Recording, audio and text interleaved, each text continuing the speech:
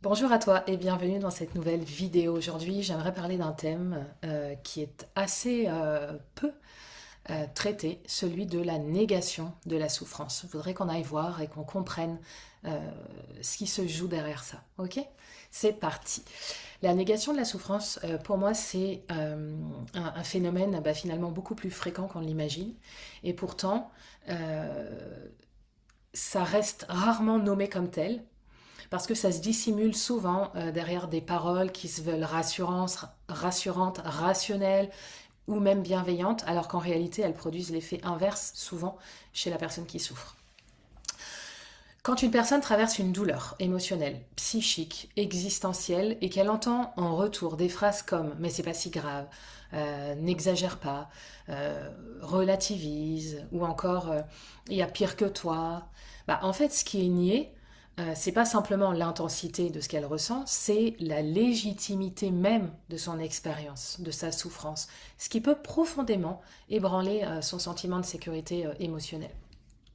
Ce qui rend aussi la négation de la souffrance particulièrement difficile à vivre, c'est qu'elle agit comme une forme de désaccord implicite entre la réalité subjective de l'autre, comme si ce qu'il ressent n'était pas valable, pas approprié, pas suffisamment justifié pour mériter d'être accueilli.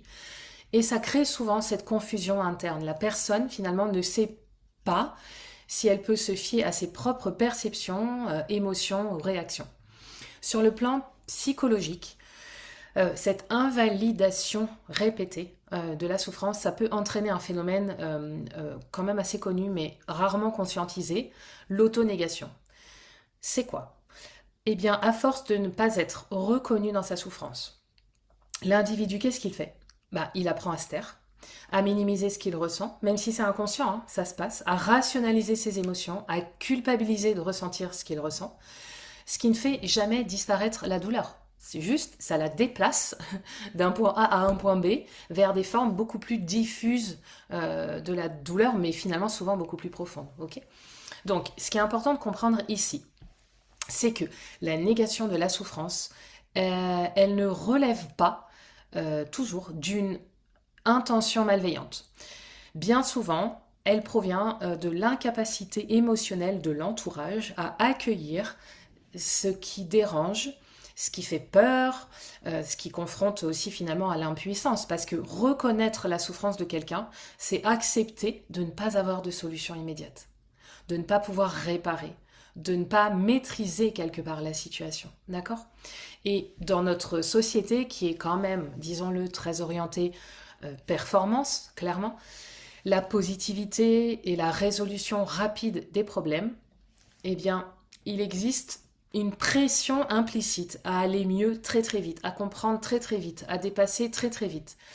Et du coup, ça laisse peu de place à l'expression d'une douleur qui, elle, a besoin souvent de beaucoup plus de temps, de beaucoup plus d'écoute et puis de reconnaissance avant de pouvoir se transformer. D'accord?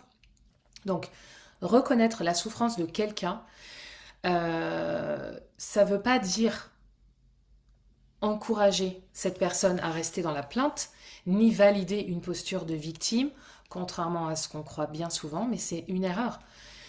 Il s'agit vraiment d'un acte de reconnaissance sans lequel le processus de régulation émotionnelle ne peut pas vraiment avoir lieu en fait. Donc, lorsque la souffrance, elle est niée, elle ne disparaît pas en fait. Elle s'inscrit juste ailleurs, souvent dans le corps, à travers des tensions chroniques, des troubles fonctionnels, une fatigue persistante, un mal-être, un malaise ou une maladie. Et parfois dans des comportements à travers des mécanismes par exemple d'évitement, de suradaptation, de contrôle, parfois dans des relations à travers des schémas répétitifs d'incompréhension, même de retrait émotionnel, etc. Et à l'inverse, quand la souffrance, elle est reconnue, eh bien, même sans solution immédiate, hein, on est d'accord, elle peut commencer à se transformer.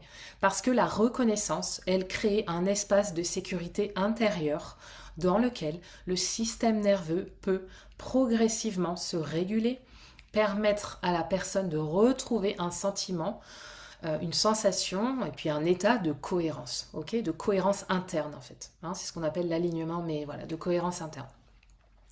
Et finalement, ce que certaines personnes recherchent en réalité quand elles parlent de leur souffrance, c'est pas des explications, ni des conseils, ni des injonctions à positiver, mais c'est souvent juste le droit d'exister avec ce qu'elles vivent, sans avoir à se justifier ou à se comparer ou à se censurer, d'accord?